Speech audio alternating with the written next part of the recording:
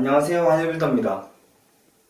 이번 시간에는 근육량을 늘리고자 하는 분들께 몇 가지 당부 말씀을 드리고자 합니다. 첫 번째로는 최고의 운동법을 찾으려고 하지 마세요. 최선을 다해서 운동하는 것이 훨씬 더 효과적입니다. 엄밀히 말하자면 최고의 운동법이란 것은 매 순간 다를 겁니다.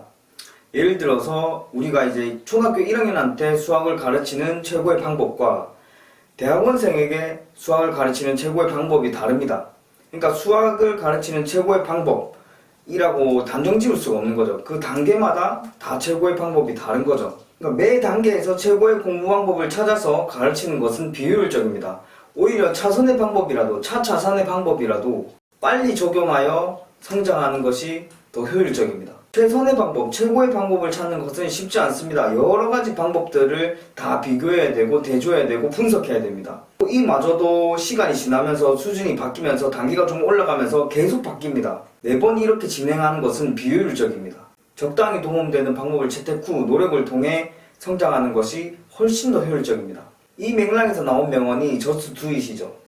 다시 말해 최선의 선택보다 오히려 차선의 선택이 더 효율적일 수 있다는 말입니다. 그러니 고민하지 마시고 일단 그냥 하시면 됩니다. 두 번째로는 너무 중량에 욕심을 두지 말라는 겁니다. 워낙 유명한 말이기도 하지만 최대 중량을 이제 활용해서 할 수 있는 훈련 이라 해봤자 스쿼트나 데드리프트, 벤치프레스 요 정도가 있겠습니다. 근데 그렇다고 하더라도 최대 중량으로 세트 수를 많이 가져가지는 않죠. 한 세트, 두 세트 이 정도만 가져가시면 충분합니다. 나머지 모든 세트 수는 내가 적절하게 다룰 수 있는, 내 힘으로 다룰 수 있는, 충분히 컨트롤할 수 있는 무게로 하시는 것이 좋습니다. 너무 중량을 높이면 다른 근육들이 개입이 됩니다. 내가 쓰고자 하는, 내가 키우고자 하는 근육만 쓰이는 것이 아니라 다른 근육도 개입이 됩니다. 그러면은 당연히 집중도가 떨어지겠죠. 감당할 수 없는 일에 욕심을 내는 경우가 있죠. 예를 들어서 초등학생이 고등학생의 수학책을 펼쳐서 공부를 한다고 합시다. 그건 욕심이죠. 그 고등학생의 수학책을 펼쳐서 공부가 될 턱이 없죠. 이게 중량 욕심을 내는 사람들과 비슷하다고 보시면 됩니다. 아무리 그 초등학생이 그 책을 펼쳐서 공부하는 것처럼 보여도 실제로 얻어가는 것, 배워가는 것은 거의 없다고 보시면 됩니다. 우리가 무조건 무거운 것만 이렇게 많이 들어서 근육이 쉽게 성장한다면은 무거운 짐을 나르는 택배 기사님들이나 공사 현장에서 이렇게 무거운 짐들을 나르시는 그런 분들이 훨씬 더 보디빌더에 가까운 몸을 갖고 계시겠죠. 근데 그렇지 않잖아요. 무거운 무게, 중량 이것 자체가 중요하다는 것이 아니라는 겁니다.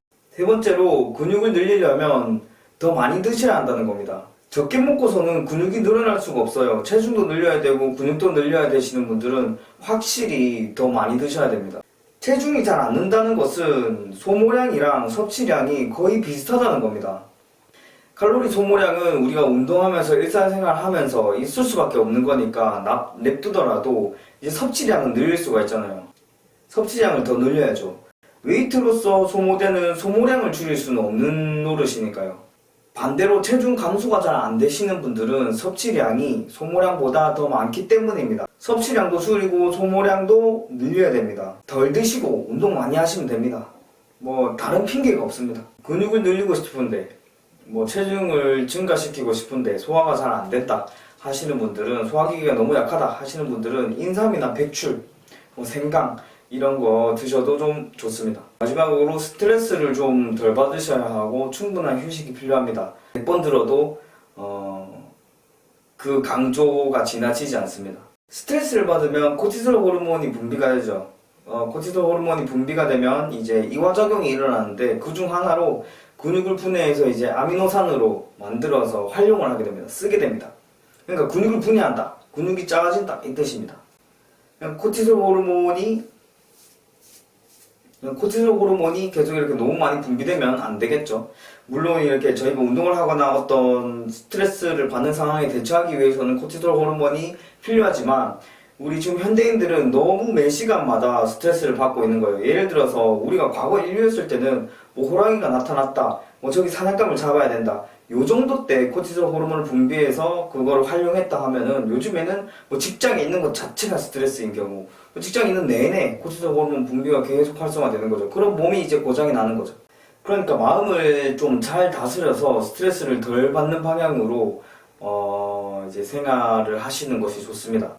이 코티솔 호르몬이 분비가 되는 이제 대표적인 순간들로서 우리가 불안할 때, 현대인들은 특히 이제 불안감에 많이 시달리잖아요.